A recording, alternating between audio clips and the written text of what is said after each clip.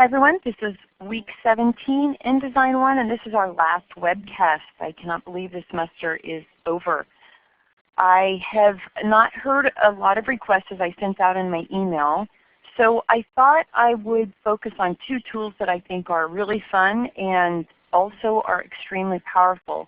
The Pathfinder, for those of us who are not natural illustrators, can provide a lot of resources for creating our own shapes. Just taking pieces of shapes, putting them together, and coming up with new shapes can often substitute for trying to figure out how to draw that from scratch. That would be the Pathfinder. The pen tool is used in Photoshop, Illustrator, and InDesign. So I feel pretty confident that you're going to go into the pen tool in the Level 2 class. But for those of you who are not going to move on to the Level 2 class right away, or you've just got other things you want to pursue on your own, this is something that would give you a little extra edge towards trying to continue to work in InDesign if you're not able to move forward. So I'll be going through the pen tool in a lot of detail. And then if anyone has any questions, please feel free to ask them.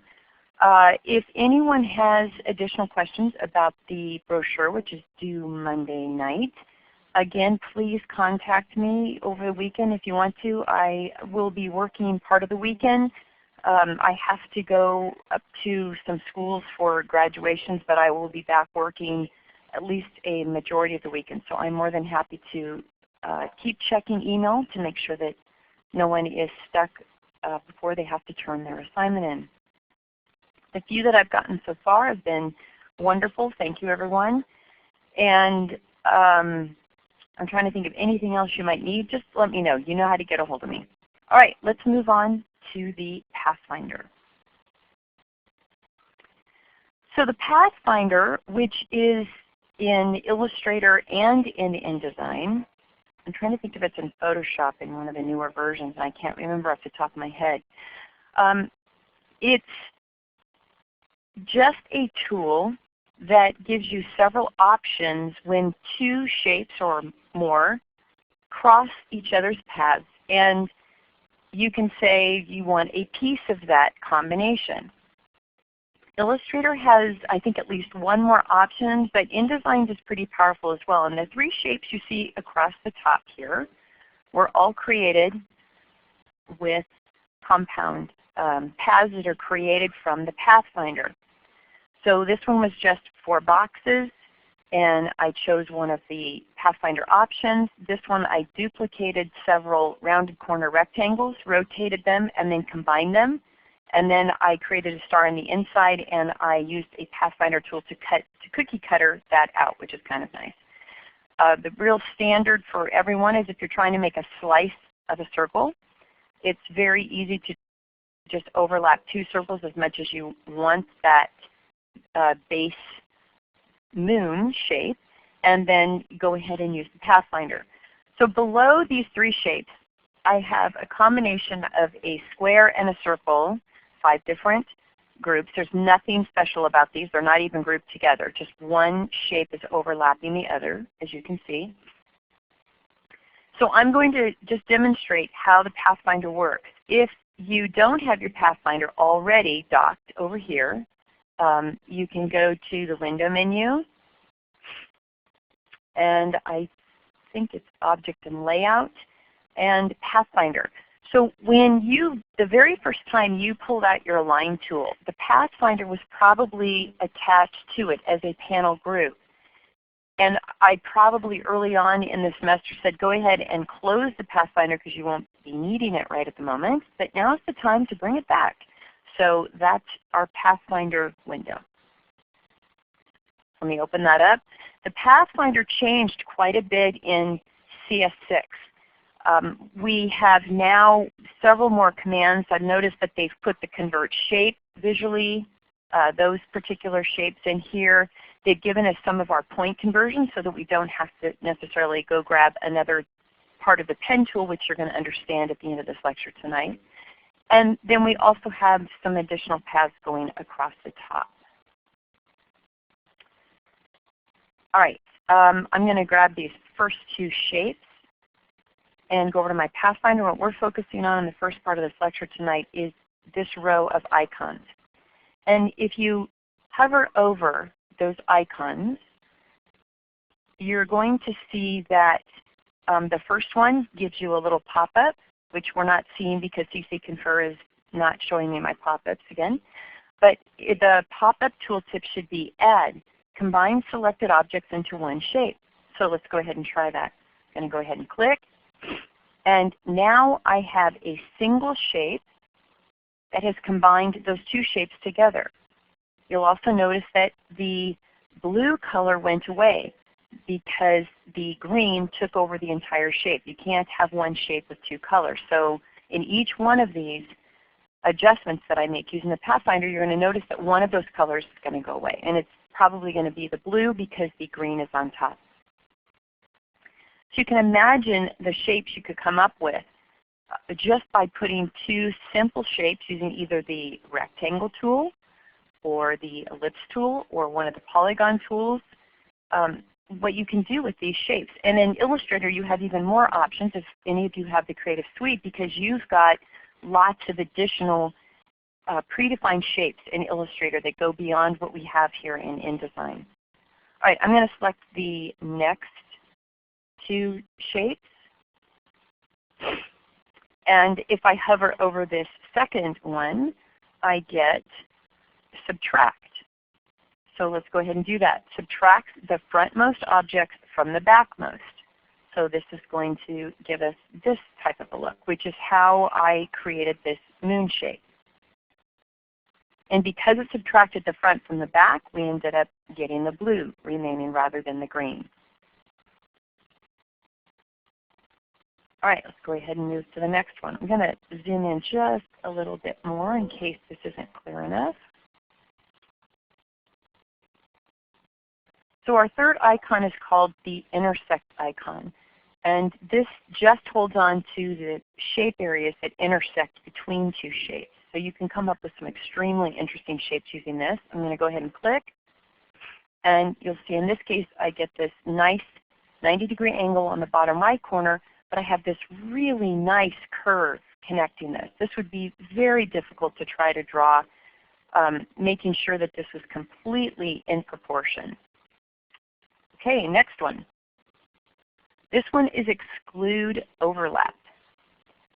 This excludes any overlapping areas.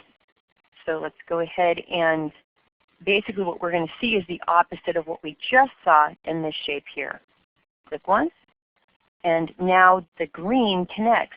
And what's interesting about this is this looks like it's still two separate shapes, but it's not. If you go to your direct selection tool and you click, you'll see that in fact that is one shape. What's being created here are what we call compound paths. And Illustrator uses these quite a bit when it does the tracing. Any of you who have worked with me during office hours to trace an image in Illustrator, that's what you're getting, are compound paths. And you can release those to try to pull those into individual pieces, but the combined shape is definitely a compound path. Last but not least is minus back. This subtracts the backmost objects from the frontmost. So it's essentially the opposite of what we saw going on here. Let me select both of these objects. Whoops, I better be in the right tool. And click. And you can see that if you had finished the square here, it would be just the opposite, right? I'm seeing the right bottom portion of that circle where here that top portion of that circle cut out of the square. All right, so that's the Pathfinder, which is, again, a really powerful tool. I don't know if any of you got a subscription for the class for lynda.com, but if you decide that you're going to continue your subscription to that website, which I recommend to anyone, you have access to hundreds of videos, everything from Microsoft products to graphic products, database products, and I use it all the time. Even though I'm an instructor of Adobe products, I love the fact that a client can say to me, oh, we need to do such and such in Excel before I can bring it into InDesign, and I have no idea how I'm going to manipulate that data in Excel. But I can quickly go up to lynda.com, get some answers on that, and watch a couple videos, which are anywhere usually from 3 to 7 minutes. And I can usually get some ideas on how I'm going to manipulate that before I bring it into one of the programs that I'm supposed to be an expert at. So if you do, to make a long story longer here, Morty Golding has a wonderful drawing illustrator video on drawing without using the pen tool, using shapes. And his focus is the zebra. I think I've mentioned it before. And just by using circles, overlapping circles, and using the Pathfinder, he ends up putting together this absolutely adorable zebra. And it's really an interesting way to start thinking about shapes. All right, let's move on to the pen tool. Pen tool, here we go. Oh, I'm just switching programs over here on the other screen. So this is the tool that everybody glosses over and says, well, you'll get to the pen tool eventually, because it's very scary for people. But at the same time, it is a wonderful, wonderful tool. I'm working with some projects in Photoshop right now and trying to put together some course information. And I noticed that when I talk to a lot of Photoshop experts, they talk about how important the pen tool is to trace a part of an object to get a mask, because often you can get a much cleaner edge, especially if that object has very defined curves and straight edges. You can get a selection far better than using any of the pixel selection tools. You can then take that shape that you draw and you can convert it to a layer mask, a vector mask, a pixel mask. So it's incredibly powerful if you just want to take a little bit of time to figure out how to use it. And everyone's biggest gripe about the pen tool is that it doesn't behave in a traditional manner. So most people would expect that you would click on this tool and you would start drawing. And as you can see, you don't get anything drawn. Instead, you just get these huge handles sticking out. And it's very frustrating because it doesn't behave like the pencil tool, which is a traditional drawing tool, though it's not good for a whole lot because of the number of pixels it creates. But we would expect it to behave more like this, where I draw and then a shape is created. But to get this to be a smooth shape, the way an illustrator would actually draw it, if they were any good, is pretty hard to do. And I have just far too many anchor points to get this to look nice and smooth and natural. And that's where the pen tool comes in handy. What you have to realize with the pen tool is that when you click, instead of drawing the curve itself or the straight lines, you are clicking to establish anchor points. And when you click from one point to the next, that line will connect. And that's going to be the path. So I'm going to start out with something very simple, which is straight lines. And then we're going to move on to the more complicated shapes. So I get my pen tool. I want to be sure that I have some sort of a color for my strokes. I'm going to make that black at the moment.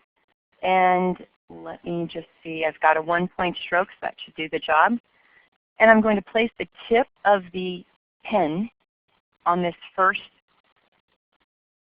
Basically, I have a little template here. I'm going to click, click, and you can see that that first path is drawn. I click again, and another path is drawn, another one, and I just keep going. When I'm done with the path, if it's not going to close, I could close it by hovering over the top of that first point, and you'll see a little tiny circle, which of course I'm not seeing on my screen because of the webcast, but you'll see a little tiny round circle that will identify that if you click, you are closing the path. But in this case, I don't want to close the path. I just want this to be a zigzag. So I can get out of this 2 different ways. I can either go back and click on the pen tool again, or the selection tool, And then I can click on the pen tool and start drawing again to get a new path. Or there's another way I can do this. If I start drawing again, let me just do another little one over here. And let's say that I don't want this to be a closed path. If you hold down the Control key on a Windows machine or Command key on the Mac, you will get a temporary selection tool. So clicking off of this shape will deselect it, and then when I let go of that Control or Command key, I'm back in the pen tool again, and I can start clicking around. Again, I'm holding down the Command key on the Mac or the Control key on the PC, click off of the shape, deselect, let go of that key, and I'm back in the pen tool again. All right, let's move down to an area where I'm still dealing with straight lines or straight paths, but in this case I need 90-degree angles, and then I want to have a diagonal and another 90-degree angle. So we're just going to introduce one more key here. I'm going to click, and then to make sure that that is an absolutely straight line, I'm going to hold down my Shift key. And we're all used to that from previous shape discussions we've had. If you want to make an oval a circle, you want to make a rectangle a square, what's the key we have to hold down? We have to hold down that Shift key. So I'm going to click. I get an absolutely straight line. Now I'm going to go down, keep that Shift key down. I now know I have a 90-degree angle at the top right corner. Again, Shift click. Again, Shift click. And now I'm approaching this diagonal line. I don't want that Shift key down because I'm not sure if this diagonal is going to be exactly a 90-degree angle. So I'm going to let go of the Shift key, click once more to try to trace this template edge. Now I want another 90-degree angle, or not a 90-degree angle, but I want a perpendicular line. So I'm going to hold down that Shift key and click. Again, I want to release my pen tool, so I'm going to hold down my Control or my Command key, click off of the object, and there we go. So those are our straight lines.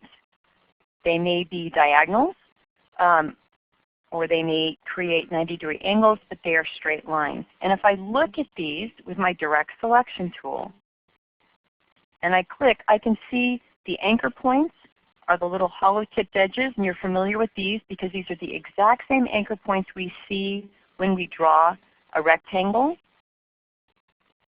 And I'm in my Direct Selection tool. I have an anchor point at each corner. If I click on that anchor point and drag it, I modify that shape.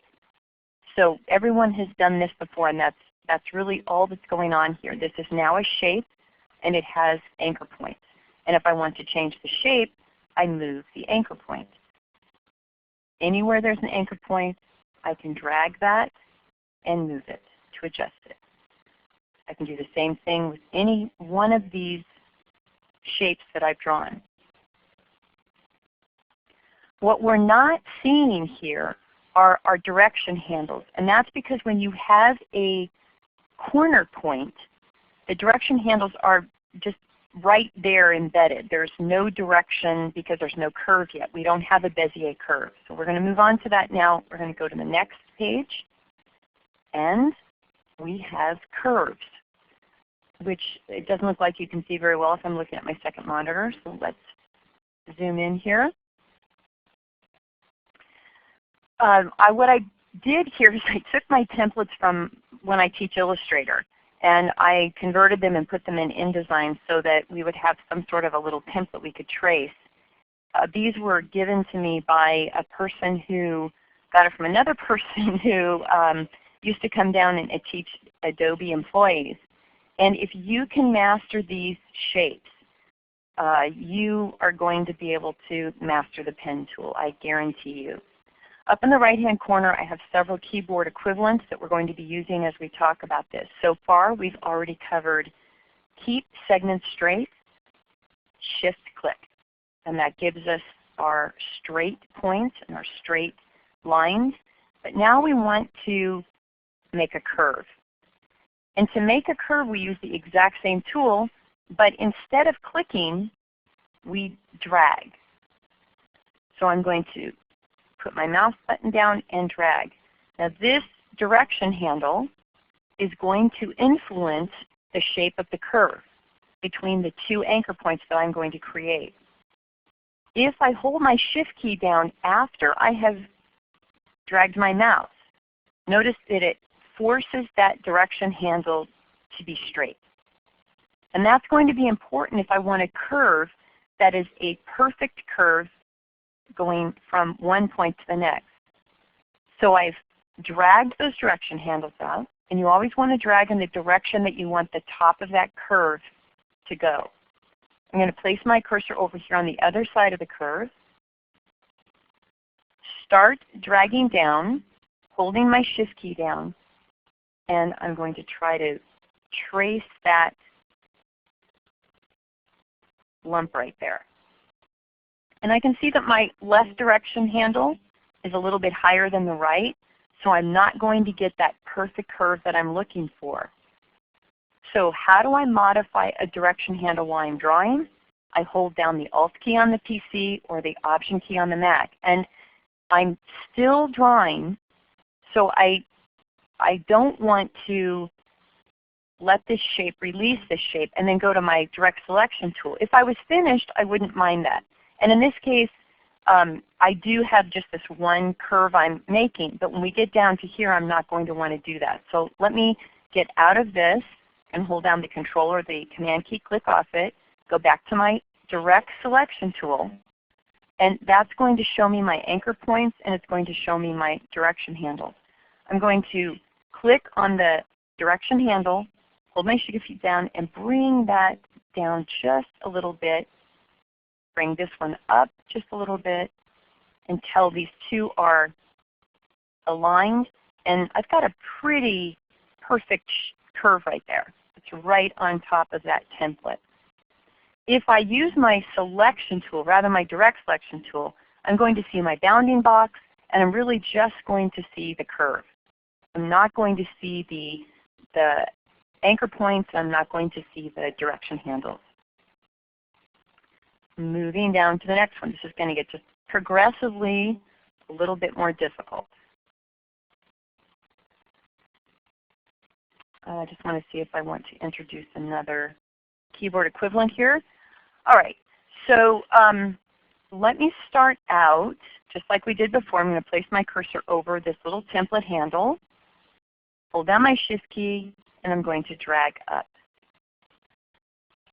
Keeping my Shift key down because I want these to be absolutely half circles here. Going to drag down. I'm looking for that handle to approach the height of the other handle, but I can see that now I'm going a little bit higher than the other one, and my curve is slightly off from my template. So I let go of my mouse, and I'm going to switch to my Alt key. And what my Alt key is going to allow me to do is modify that handle, and then I can hold down the Shift key as well so that I can get that right over the top. And yet, when I let go of both of those keys, I'm free to continue drawing. So I'm going to place my cursor over the next handle, hold down my Shift key, drag up, click and drag down. I'm keeping my Shift key down this whole time. Drag up and drag down. And this is how I get my curve to go up, down, and up. I'm going to go back now, click on my direct selection tool. And you can see when you click on a curve, the direction handles are pointing in the direction that the curve is going. I'm going to click on this top curve. Notice the direction handles are going up. So remember this as you're trying to figure out where to place these direction handles when you're trying to modify the shape of that curve. Because, for example, if I wanted this curve, instead of going straight up, to lean a little bit to the left here, I could take this right direction handle and I would drag it over to the left.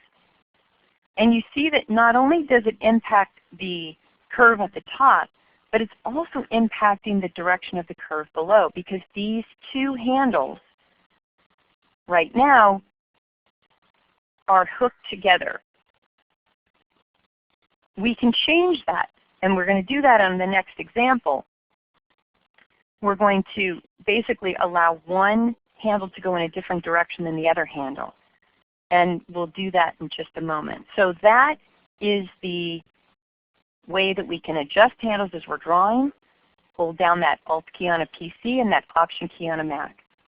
One of the things that I would do starting out, in fact I'm kind of hoping that, especially since nobody's attending this webcast tonight, I'm hoping that what you'll do is put this up on part of your screen, get up InDesign, get that pen tool, and pause and start as you're listening so that you can go forward and practice this. Because it really takes moving your hand with your mouse, or if any of you happen to have a pen, some sort of a Wacom tablet, that's going to help as well. But a mouse is going to be just fine with the pen tool. All right, moving down. One other thing I wanted to point out is this next keyword equivalent, which is what happens when you want to move an anchor point while you're drawing. And what I mean by that is, let's say that I've put my first curve point down, and I go to put my second curve point, and right as I press my mouse down, I realize, oh man, that's too close. I really needed this to be a little bit further away, and I don't want to delete the shape and start over again. If you keep your mouse button depressed, you can hold down your space bar, and it will transform that to a move tool.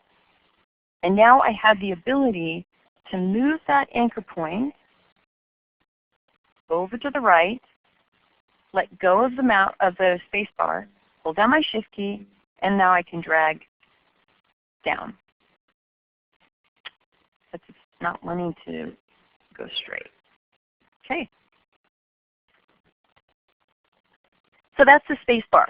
The space bar is going to allow you to move that anchor point after you've put your mouse button down. The moment you lift that mouse button, it's going to be a lot harder to do that. You can still hold down your space bar, but notice you're going to get that hand tool. It's going to be a little bit more difficult. Okay, let's move down to the next shape. All right, notice that this one, instead of going up and down, is making all of the half circles in the upward position. So how am I going to do that? If I click and I hold down my Shift key as we've learned before, and I should have released that before I started here. Click, Shift, and I drag up. And just like the other one, I'm going to click, drag down. But now I'm stuck, because if I try to click down again, watch what's going to happen. Right? I'm going to get this curve that's not a perfect curve. Instead, it's kind of a serpentine, right? So that's not what I want to do. Instead, what I need to do is change the direction of the direction handle for the next curve. If I want that curve to go up, I need to have this direction handle go up. So I'm going to hold down my Alt key on the PC or a Option key on the Mac, and I'm going to grab that direction handle and move it in the up direction. I can have it slightly to the right, or I can put it right on top. And now I can hold down that Shift key, drag down, and I get the shape I'm looking for. And if I'm not happy with how I see that that right direction handle is slightly taller than the left, I can either match that so that going forward I have a nice consistent shape, or I can just change this one, hold down that Alt key, and try to figure out which one of these little handles here is the one I'm looking for, which might be a little bit harder than I had hoped. And the reason for that is I am not seeing my tool change when I am in this webcast. Either the resolution I have to be at or the CCC confer is preventing my tool from changing. So let's talk about that a little bit. When you hold your Alt key down, your pen tool should turn into a kind of a little V or half of a square. And that will tell you that it's trying to convert that anchor point. But what's happening for me is I'm still seeing my pen tool. So I'm having a hard time finding that handle that I need. So anyway, I'm just going to keep moving forward here. I'm going to hold down my Alt key, grab that direction handle, drag up, let go of the Alt key or the Option key. Now I'm going to hold down that Shift key again so I can get a straight line, go down, Alt, drag. In fact, I didn't even lift up my mouse button. I could just hold down my Alt key and drag. Again, Shift, click down, drag. Without even lifting my mouse now, you're getting a little bit more advanced here. You can hold down that Alt key or that Option key and just drag that handle right up. Again, hold down that Shift key and drag. And you're done.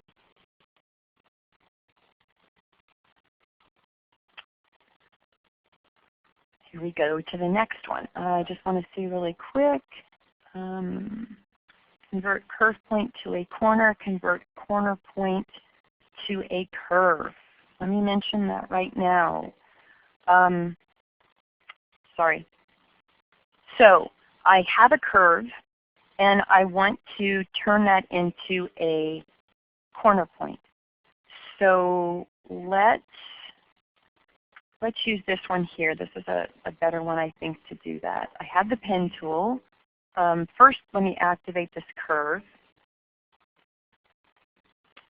And I'm going to hold down the Alt key and click. And that ended up changing the point. And that's not really a good example, so let's do this again. See if I can get a good example here. All right, so here's kind of a C shape. And I place my cursor over this anchor point, hold down my Alt key and click. And you'll notice that instead of that nice curve now, I have a corner point. The curve is the little bit of curve we have left in these two segments. And that's what we call the paths between the anchor points, our segments. The reason we have some curve left is because this is a curved anchor point and that's a curved anchor point. It's only half of a direction handle, but it's enough to give us the curve that we want. But right here, if I zoom in, I can see that that's a straight anchor point. I no longer have handles coming out of that, forming any type of a Bezier curve. It's very angular. All right. Now what happens, I'm going to go ahead and delete this shape. Now I'm going to place real quickly an angular shape, right? So we have a corner just like we saw earlier. Now I'm going to convert a corner point to a curve point. We changed a curve point to a corner point by using Alt or Option and clicking on that anchor. And we're going to do just the opposite.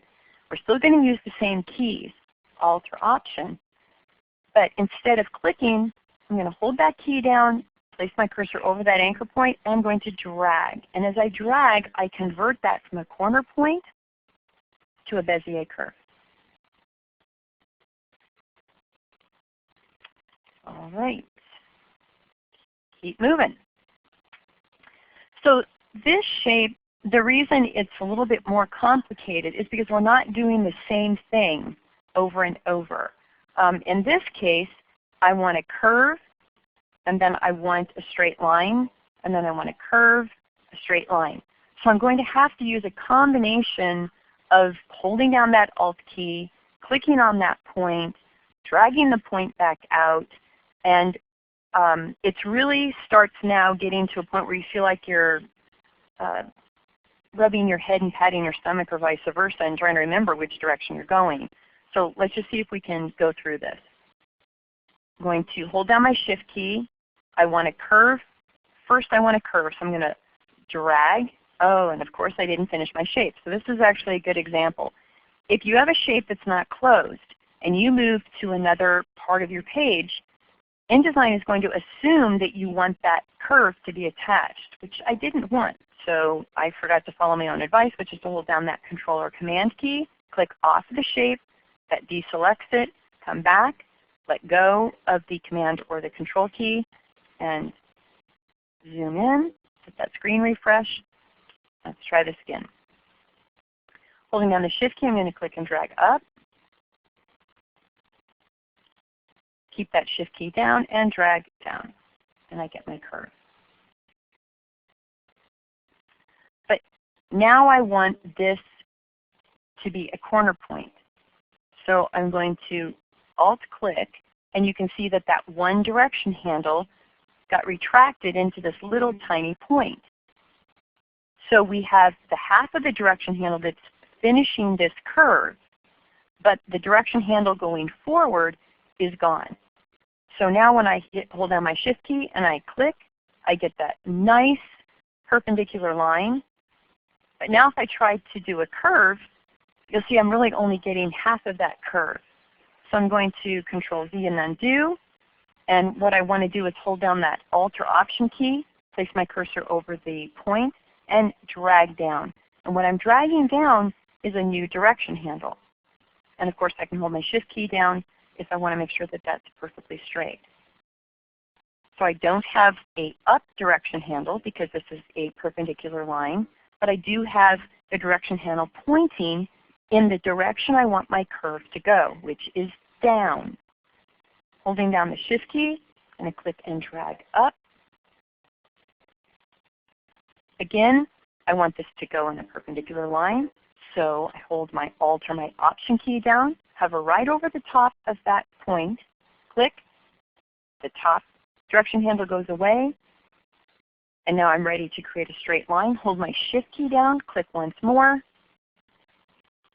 I want this now to go into a curve, so I hold my Alt or my Option key down, drag up to get that vertical direction handle. You can see it was a little off, kind of crooked, so I hold down my Shift key and it snaps right into that perpendicular position.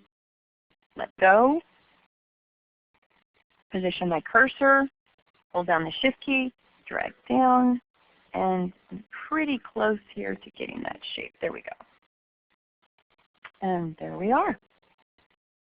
So that's my intro for my shapes. And now what I'm going to do, or at least trying to get you guys introduced to paths here, I'm now going to move down to a page that has some shapes. These are typical shapes that you might see coming, and I can see you guys are going to have a hard time seeing these because the template color is too light. So let me just zoom in. So here's an umbrella, and a shell, a truck, and a palm tree, a boat, a cloud, and some waves.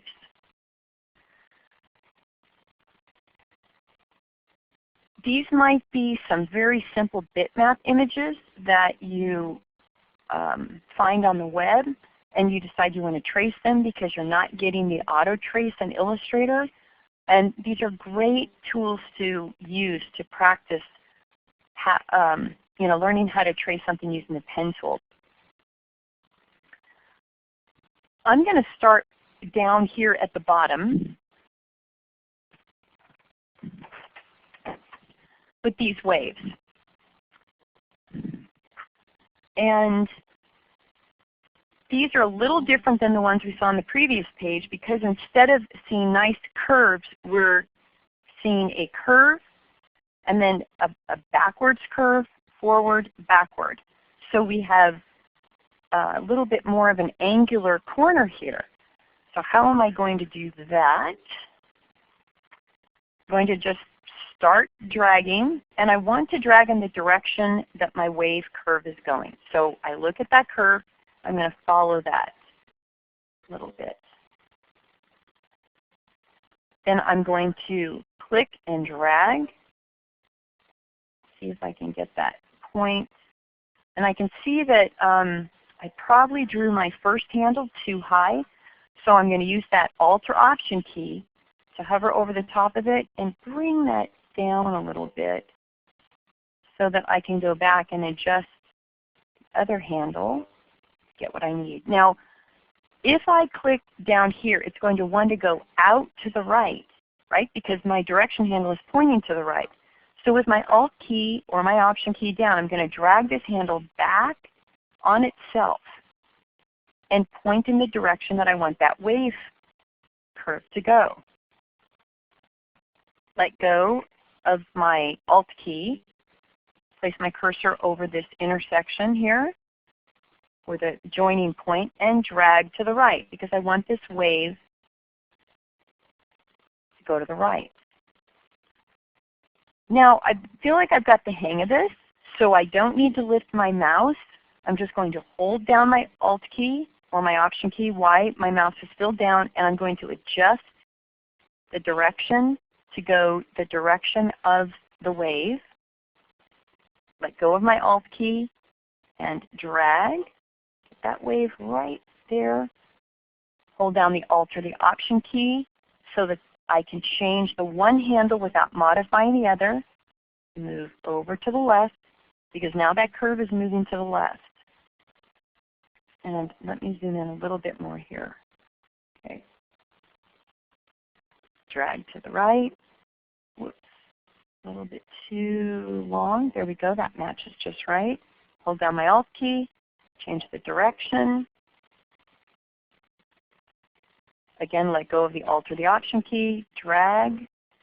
See if I can get that wave just the way I want it. And notice that as I'm moving this, I'm changing the shape of that curve, and often it's just dragging around until I can get exactly where I want that to go. And I can see that I've got a problem here. I have this anchor point that is too far to the left. I didn't catch that intersection right on there. So I'm going to have to go back later and clean that up a little bit, which is going to often be the case. Hold down my Alt or my Option key, drag that handle back to the left, drag down, hold down my Alt key, point it up, drag to the right,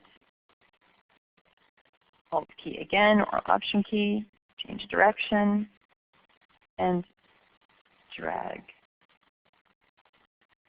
I'm going to hold down that Option key, that Alt key or that Option key, and just see if I can swing this curve a little bit closer to where I want by grabbing these little direction handles.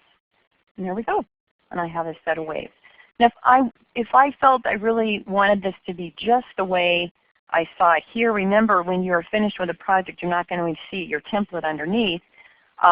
So you don't have to match it exactly, but maybe you feel like that wave is just not tight enough in that corner. So now that I have that anchor point moved, I might want to adjust just a little bit these direction handles so that I can get right over exactly where I want that wave to go. Okay. Let's zoom out and take a look. I'm not going to do all of these, but a couple of these that I want to really focus on, I want to remind people of different things that you can do. So this truck is a good example of where I found my students trying to draw a circle with the pen tool. And though you can do that, why do it if you can use a circle instead? So don't forget that you have lots of other tools available to you. In fact, after just finishing the lesson on the Pathfinder, if you can visualize this in a different way, which is what I think the Pathfinder forces you to do, is building shapes, you can see that I really do have a rectangle with another rectangle, with a rectangle with a curve attached to it, and another rectangle. If I put the right shapes together and overlapped them, I could probably build the body of the truck or the panel wagon or whatever it is, without even using the pen tool. But I definitely want to take advantage of some of the tools that I have here. For example, we all know that we can take the oval tool, hold down the Alt key to draw from the center, hold the Shift key down to make it a circle instead of an oval, and then pop it right to that wheel. That took me, what, 3 seconds, 2 seconds? And now, since I know that I have two wheels that should be the same size, I can hold down my Alt key with my selection tool, start to drag, and pop that right over the top of the right wheel. Now in this case, the wheels are not at the same height, and they probably should be, so I could make that choice to adjust my drawing or just move it into place. Okay, back to my other drawing tool, which is going to be a rectangle. I'm going to do the same thing, just draw a rectangle to match that. Now I might want to get into the pen tool. And in this case, let me make sure that I've deselected that rectangle. I'm going to start here in this bottom corner, holding down my Shift key to get all the way around this very quickly. Just click, click, click. And now I've got to decide how I'm going to get this straight line and then the curve. And this is just a matter of practice. And even when I go back over shapes, often I go back and change it. To me, this looks like it's absolutely straight to about here. So I'm going to hold my Shift key and click. And then I'm going to place my cursor down here above the bumper, and I'm going to drag. And try to get that higher, as close as I can. And then I'm going to Alt-Option click to get that back to a straight corner, or at least a half straight corner. Then I can just finish this off using my Shift key and clicking. Now I need to begin a curve. So I hold down that Alt key and I'm dragging up. I want this wheel well to be pretty symmetrical, so I better keep that Shift key down as I place my cursor over the left part of the wheel well. And I've let go of my Alt key now. I'm going to drag down. In this case, this wheel well is not absolutely symmetrical. Let go. And I can see that I should have probably held down my space bar to allow me to move that point. And in fact, I can undo that. Place my cursor again, see if I can get that a little bit better. So I press Control-Z or Command-Z to back up. Let's try that again. There we go. And I can see that maybe I just want that to move a little bit. I'm just not seeing my key there, so I'm not even going to try that at the moment. Holding down my Alt key, click, I get that 90-degree angle, Shift click, Alt to drag up, Alt or Option, again drag down, Alt or Option click to convert that to a corner point, and then holding down my Shift key, I can click on that last point, and now I have my panel truck. Remember, these are shapes that can be filled. So I can fill this with a particular color, and I can also, if I can grab my little, let me arrange this and send it to back. I can grab my truck and fill it with paper, or I could punch this out of the compound path. And let me talk about that. I could use my shape finder, or pathfinder, sorry, and I could say that I want to cut out the back. But I can also go to my object menu. I'm looking for my, what am I looking for? My paths command. Then I'm going to move over and I'm going to choose the command make compound path. And that sure didn't do what I had hoped it was going to do. Hang on. Oh, maybe it's because I made it none instead of paper. probably what I did. And let's turn that. Let's try that again.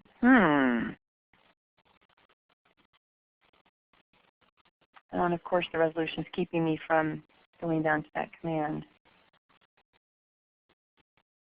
All right, I'm going to have to click on this. And I probably shouldn't have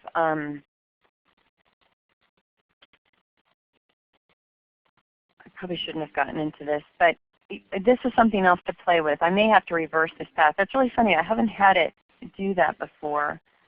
Let's see if we can again try this. Yeah, so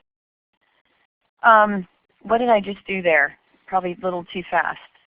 Okay, I took the path and I reversed it, because if it's going in the same direction that the truck is, it will become part of that shape rather than being a cutout in that shape. And the reason compound paths sometimes are preferable if you can instead of using the pathfinder is because you can later edit the location of this inner path. So let's see if I can get this to work. I went to the object, path, reversed the path, and then when I selected these two and I made a compound path, it kept this as white. All right, let's see if I can release that. So if you have type, and I don't have time to go into this right at the moment, but let's say that you take a big title of type and you make it outlined.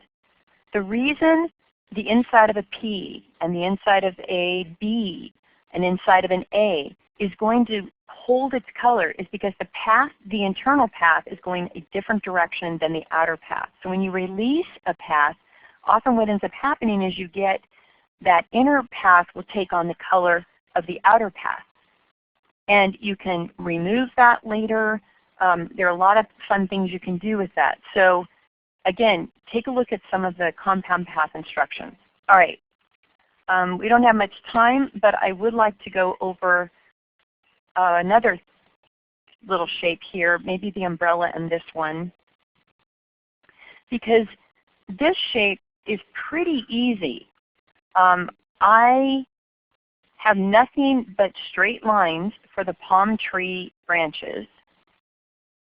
And I'm just going to quickly do this. I mean, I catch all of the corners here.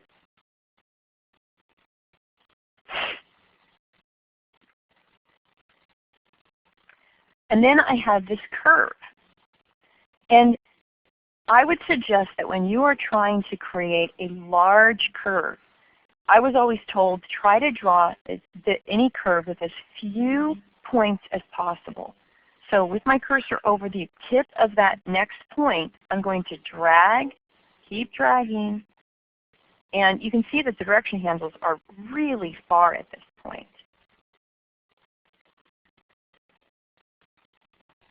And then I'm going to let go, bring this back, hold down my Alt key, and see if I can adjust this a little bit separately from the other one. The other thing I can do now is click on the previous point, and I can modify that. And we'll talk about that in a little bit. I'll get back to that. Let me continue here. I need this to be a corner point, so I have to hold down my Alt key to convert it back to a corner point. Again, click, click, click, click, and I don't want to hold you up, so we're going to make this really fast. So I'm going to be missing quite a few of these points. Just guesstimating here.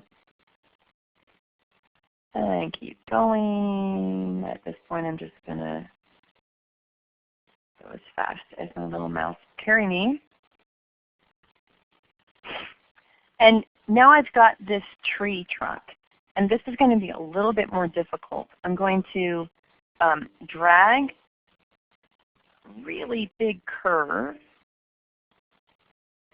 And then while my mouse is still down,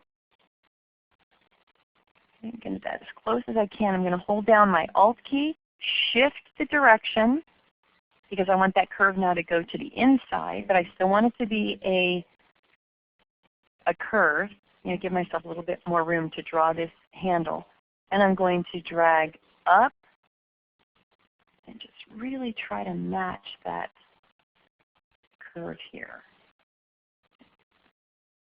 Then I'm going to Alt-click to make, again, that a straight point and click back over here.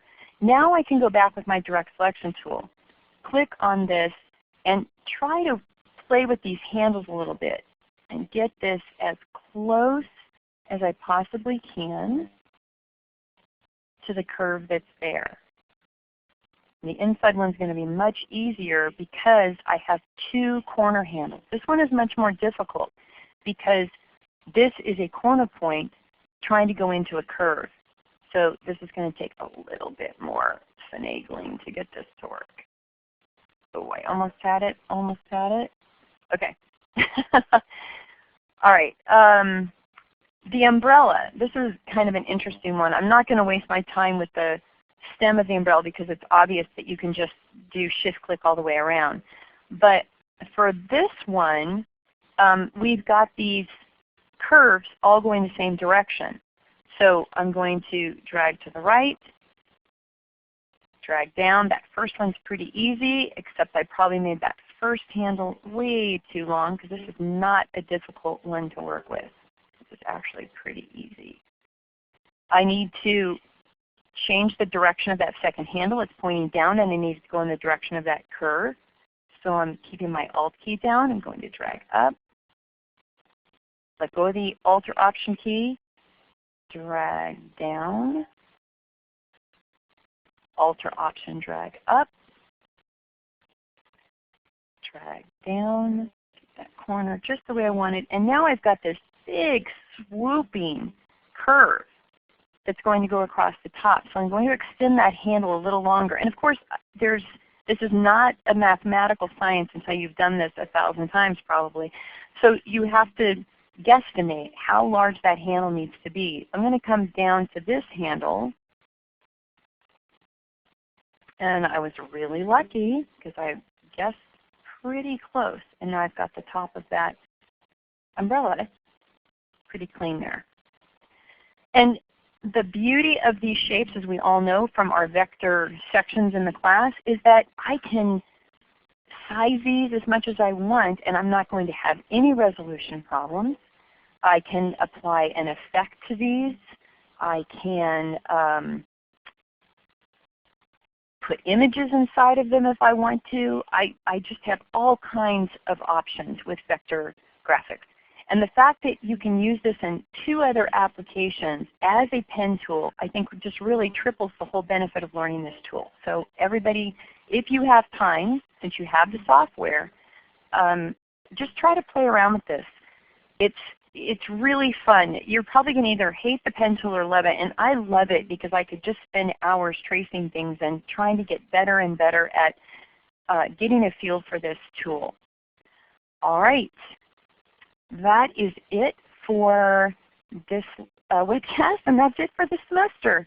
So please feel free to continue to ask me questions as we're approaching the final turn-in.